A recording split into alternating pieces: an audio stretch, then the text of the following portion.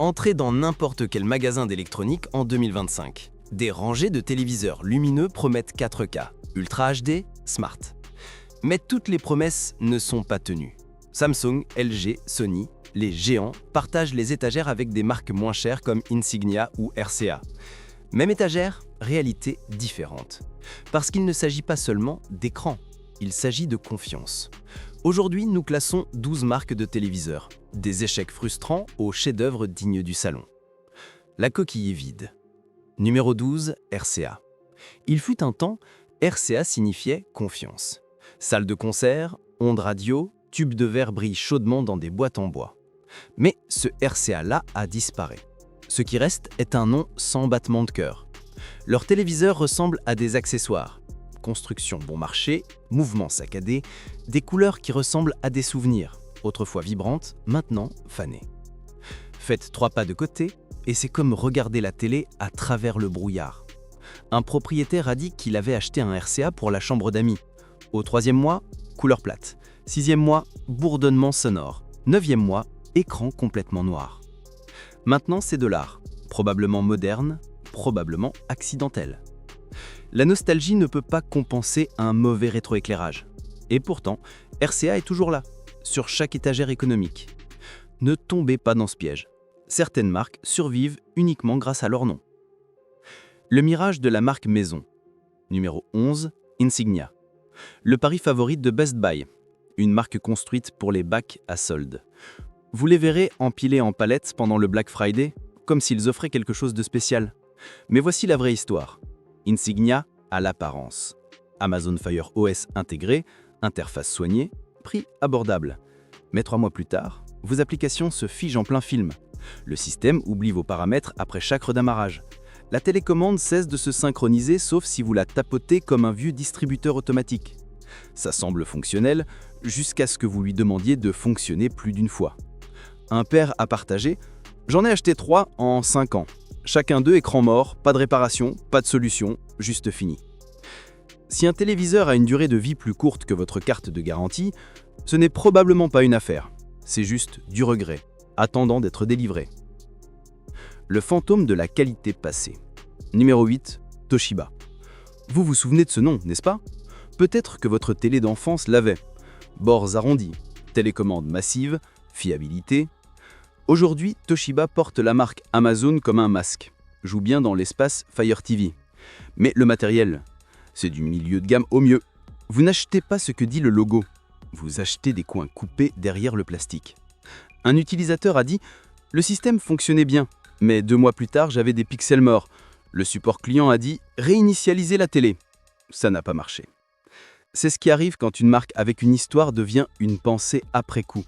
Rappelez-vous, toutes les marques ne vieillissent pas avec honneur. L'identité éparpillée. Numéro 9, JVC. Celui-ci est un artiste de la confusion. Célèbre pour l'audio, mais perdu dans le visuel. Vous pourriez en acheter un qui fonctionne correctement ou un qui bug dès la sortie de la boîte. Ça dépend pour lequel pays il a été construit et combien de coins ils ont coupé cette semaine. C'est inconsistant, imprévisible. Et c'est le type de technologie le plus dangereux. Celui qu'on pense fonctionner jusqu'à ce qu'il ne fonctionne plus. Un utilisateur a essayé de le retourner après la première semaine. Pas de stock pour l'échanger, ont-ils dit. JVC, juste complètement évanoui. Ce n'est pas de la qualité, c'est de la roulette. Numéro 8, Philips. Pour certains, Philips signifie premium. Film riche en couleurs, douce gloire ambilight qui correspond à l'ambiance du film. C'est le Philips européen, celui que les gens respectent à l'étranger. Mais aux États-Unis, vous n'achetez pas ça.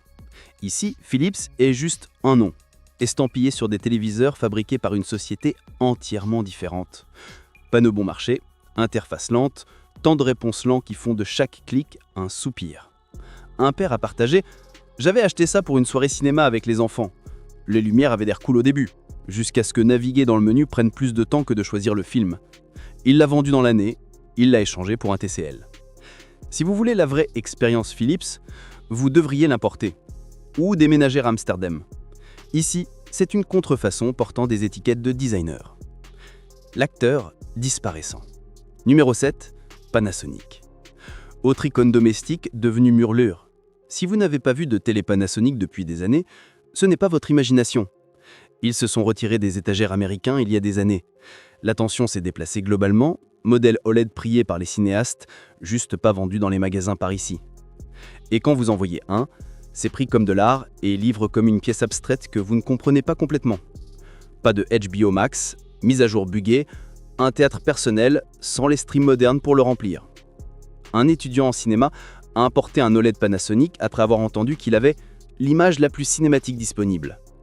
L'image était époustouflante, mais je ne pouvais pas obtenir la moitié de mes applications.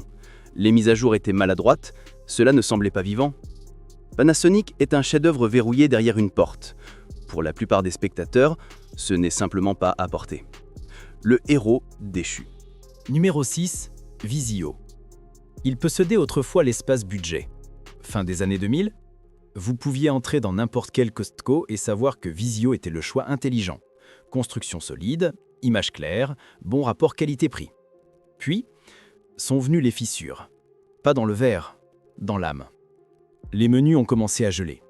Les mises à jour ont commencé à casser ce qui fonctionnait avant. Leur plateforme SmartCast, une coquille lente qui semble avoir oublié comment la vie moderne fonctionne. Un propriétaire a dit « Mon Vizio 65 pouces était incroyable dès la sortie de la boîte. Mais 6 mois plus tard, la moitié des applications ont cessé de fonctionner. J'avais l'impression de tester bêta un produit que personne n'avait fini. » Ce n'est pas que l'image soit mauvaise. Quand ça marche. Mais l'expérience, c'est la partie qui s'est effondrée. Et quand votre télé cause plus de frustration que de joie, vous commencez à voir de la valeur dans ce qui ne casse pas. Le combattant silencieux. Numéro 5, Hisense. L'outsider devenu poids lourd. Autrefois ignoré, maintenant impossible à ignorer. Hisense a fait un mouvement, rachetant le jeu matériel de Toshiba, doublant sur la performance. ULED, mini LED, mouvement fluide, contraste profond, tout livré à des prix qui font transpirer les grandes marques sous leur costume. Mais Hisense n'est pas parfait. L'audio sonne parfois comme s'il voyageait à travers une boîte à chaussures. Qualité de construction ? Certains modèles semblent qu'un tapotement d'enfant pourrait les finir. Un utilisateur a dit « J'ai acheté le U8H, ajouté une barre de son, et soudain, les soirées Mina semblaient réelles, pour un tiers du prix d'un OLED LG. » C'est là que Hisense gagne. Il ne s'est pas juste présenté, il s'est amélioré. La percée virale. Numéro 4. TCL. TCL est sorti de nulle part, mais n'a pas joué la sécurité. Ils ont renversé l'industrie. Excellent panneau, couleur à point quantique, mini LED, noir net et un logiciel qui semblait fluide.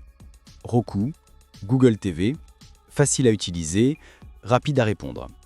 C'est l'un des rares téléviseurs que vos grands-parents et vos enfants pourraient tous deux comprendre sans aide. Mais oui, certains panneaux arrivent avec des défauts. Pixels morts, bord saignant, roulette d'emballage. Un acheteur a dit « Achetez un pour moi ». Je l'ai adoré. Acheté le même pour mon frère, le sien avait 2 pixels morts dès la sortie de la boîte. Pourtant, TCL reste le champion du peuple. Quand la qualité frappe, elle frappe fort. Une sensation premium à un prix non si premium. L'artisan. Numéro 3, Sony. Sony est différent. Ils ne chassent pas les tendances, ils chassent la précision. Leur gestion du mouvement, leur ton visuel, tout est légré comme un musicien accorde un violon. Subtil, contrôlé, vivant. Vous paierez plus, beaucoup plus. Mais pour ceux qui obsèdent sur les fréquences d'image et chaque rayon de lumière traversant une scène de film, Sony est inégalé. Un utilisateur l'a bien dit. Mon OLED Sony était comme voir la réalité mais plus claire. Mais même eux ont des défauts. Pas de Dolby Vision Gaming, son qui peine parfois. Pas de Free Tour, pas d'édulcorant. Vous ne l'obtenez pas pour la fête, vous l'obtenez pour la performance. L'art rejoué en harmonie à 120 Hz. La vedette. Numéro 2, Samsung. Samsung est la rockstar. La performance de méga scène avec feu d'artifice et laser. Neo QLED, une brillantesse insensée, upscaling AI, mouvement plus fluide que la vie réelle. Vous l'achetez, le déballez, et c'est comme déclencher des feux d'artifice à l'intérieur. Mais ensuite, l'encombrement.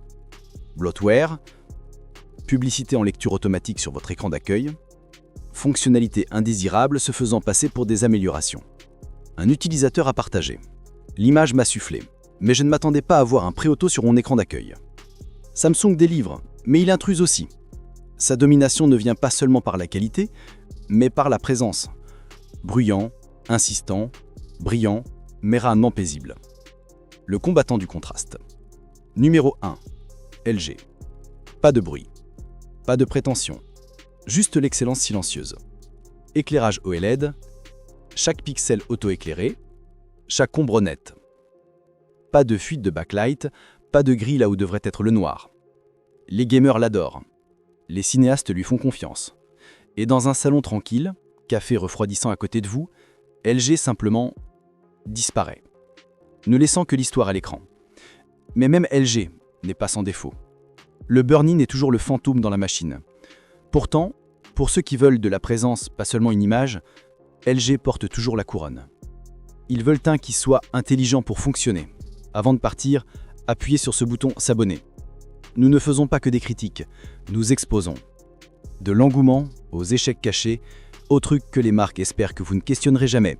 Donc, aimez, abonnez-vous et rejoignez Joyeur Swartello, des milliers d'acheteurs intelligents. Les dépenses intelligentes commencent par poser des questions plus intelligentes.